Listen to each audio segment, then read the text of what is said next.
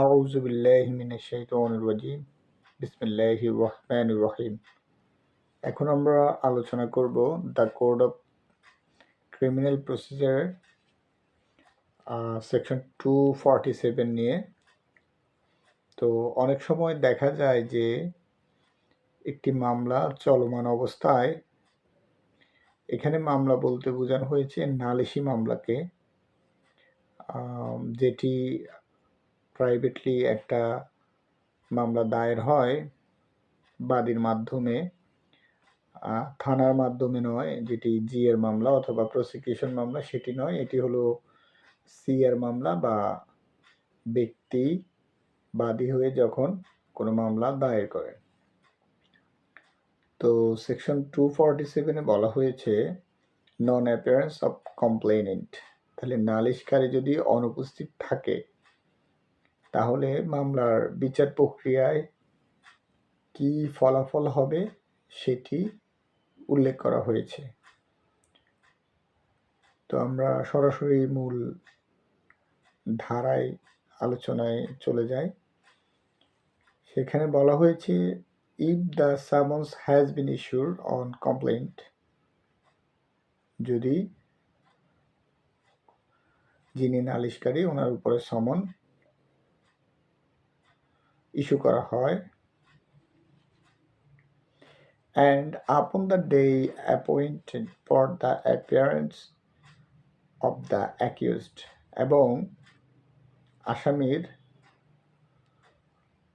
হাজিরার জন্য বা উপস্থিতির জন্য দিন ধার্য থাকে, or any day subsequent thereto which the hearing may be adjourned, অথবা যদি মুলতবি রাখার পর শুনানির জন্য কোনো দিন ধার্য করা হয়, দ্য কমপ্লেনেন্ট, তাহলে যিনি মামলা দায়ের করেছেন ফরিয়াদি, দ্য কমপ্লেনেন্ট, তিনি ডাজেন্ট অ্যাপিয়ার, হাজির যদি না হন, তাহলে আসামিরা হাজির হলেন অথবা মামলা শুনানির জন্য রাখা হলো, কিন্তু যিনি বাদী কমপ্লেনেন্ট তিনি ডাজেন্ট অ্যাপিয়ার, যদি হাজির না হন, দ্য ম্যাজিস্ট্রেট শেল, তাহলে বিজ্ঞ ম্যাজিস্ট্রেট যিনি তিনি কি করতে পারবেন, nothing with standing anything therein before contained, তাহলে উনি কি করবেন, অ্যাকুইট দ্য অ্যাকিউজড,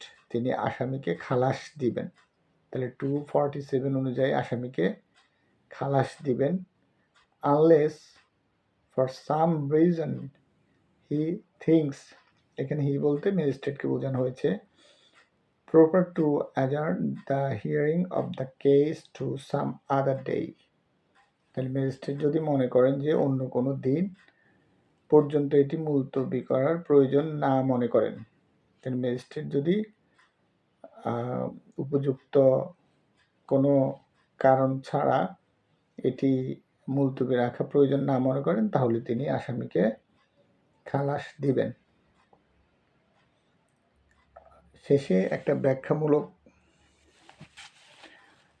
বিষয় রয়েছে, সেটি হলো একটা শর্ত রয়েছে, provide that where the complainant is a public servant, যদি নালিশকারী কোনো সরকারি কর্মচারী হয়, and his personal attendance is not required, এবং ওই সরকারি কর্মচারীর ব্যক্তিগত হাজিরা আবশ্যকতা নেই। হয়তো এই সরকারি চাকরিজীবী উনি যদি কোর্টে আসেন তাহলে ওনার দৈনন্দিন সরকারি যে কাজ রয়েছে সেটির ক্ষতি হবে।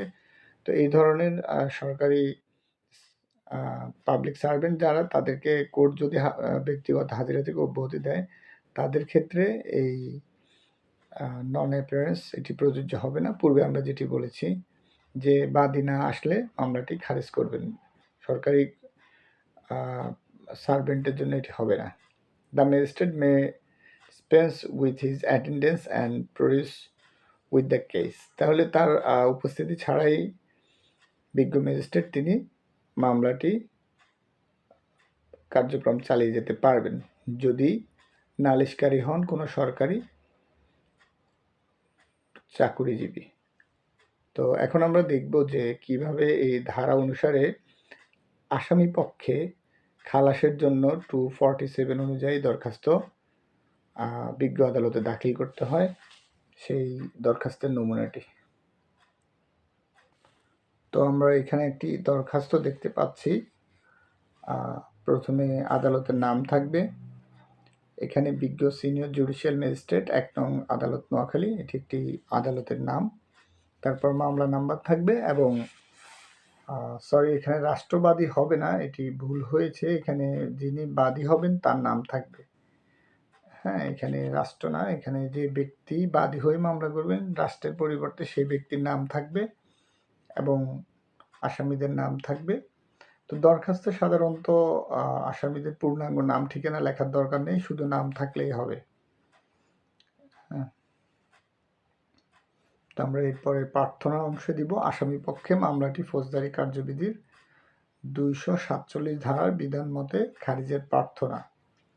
যদিও আইনগুলোর নাম ইংরেজিতে এবং সাল সহ লেখাটা শুদ্ধ, তারপরেও দৈনন্দিন আইন আদালতে কিছু কাস্টম রয়েছে যেগুলো দীর্ঘদিন ধরে চলে আসছে। আইনের বাংলা নাম অথবা এক এক জেলায় এক এক স্বতন্ত্র স্টাইল রয়েছে। তো অসুবিধা নেই, ঘুরে ফিরে বিষয়গুলো সবই কাছাকাছি। 247টা ঠিক থাকবে, আর হয়তো এক একজন এক একভাবেই লিখে থাকেন। তো এরপর আমরা মূল বডিতে চলে যাই। এখানে বিনীত নিবেদন এই: উক্ত নম্বর মামলার আসামিগণ আইনের প্রতি শ্রদ্ধাশীল ও নির্দোষ হন। হয়রানির উদ্দেশ্যে আসামিগণকে অত্র মামলায় জড়িত করা হয়। আসামিগণ মামলাটির ঘটনার সাথে জড়িত নয়, এগুলো প্রাথমিক কিছু কথাবার্তা। অর্থ মামলা চার্জ গঠনের তারিখের পর হইতে, যদি চার্জ গঠন হয়ে যায় তাহলে আমরা লিখব চার্জ গঠনের তারিখের পর হইতে, অথবা যদি চার্জ গঠন না হয়, কারণ নালিশি মামলার ক্ষেত্রে চার্জ গঠনের সময় বাদী অবশ্যই উপস্থিত থাকতে হয়। তো চার্জ গঠনের জন্য বেশ কয়েকটা ধার্য তারিখ অতিক্রান্ত হয়ে গেলেও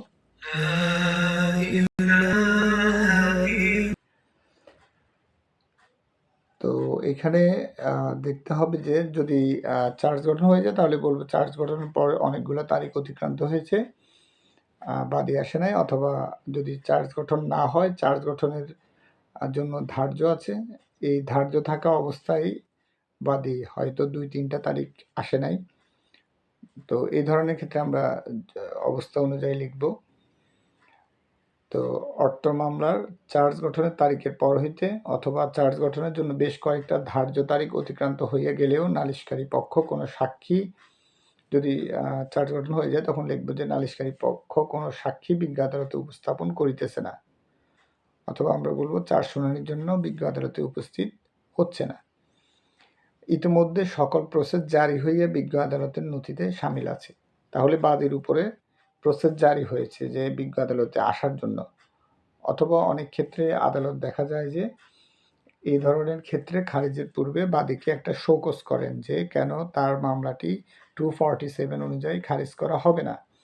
তো এই শোকজের করার তারিখের পরের তারিখে তাকে শোকজের জবাব দিতে হয় বাদীকে। আর যদি শোকজের জবাব না দিতে পারেন বা তিনি উপস্থিত শোকজ করার পরেও না হন, তাহলে যেই তারিখে শোকজ করলে পরের তারিখে যদি বাদী উপস্থিত না হন তাহলে বিজ্ঞ আদালত মামলাটি খারিজ করে দিবেন। অথবা যদি শোকজের তার জবাব না দেওয়া হয় তাহলে মামলাটি তিনি 247 অনুযায়ী খারিজ করে দিবেন। মনে রাখতে হবে এটি শুধুমাত্র নালিশি মামলার ক্ষেত্রে প্রযোজ্য। তো এই প্রসেসগুলো জারি হয়ে বিজ্ঞ আদালতের নথিতে শামিল থাকলে আমরা সেই কথাটি বলবো। তো ইহাতে স্পষ্ট প্রতীয়মান হয় যে নালিশকারী পক্ষ মামলা প্রমাণে ব্যর্থ হইবে বিধায় মামলা পরিচালনার আগ্রহ হারিয়ে ফেলেছে। এগুলো গতানুগতিক কথা, যেটা আমরা 249-এও বলেছি। যৎ কারণে আসামি পক্ষে ফৌজদারি কার্যবিধি 247 ধারার বিধান মতে মামলাটি খারিজের প্রার্থনা করিতেছি। এমত অবস্থা মামলাটি খারিজের প্রার্থনা মঞ্জুরের আদেশ হওয়া একান্ত আবশ্যক। তারপর আমরা প্রার্থনা করব মামলাটি যেন 247 ধারার বিধান মতে খারিজ করা হয়। তারপর আমরা একটা দরখাস্ত যে তারিখে দিব তারিখ উল্লেখ করব। তো এটি জেলা ভেদে ভিন্ন হতে পারে, কিন্তু বিষয়টা একই। আইনের যে বিধান সেটি একই, হয়তোবা স্টাইল একেক জেলায় একেক রকম হতে পারে। ধন্যবাদ, আজ এই পর্যন্তই।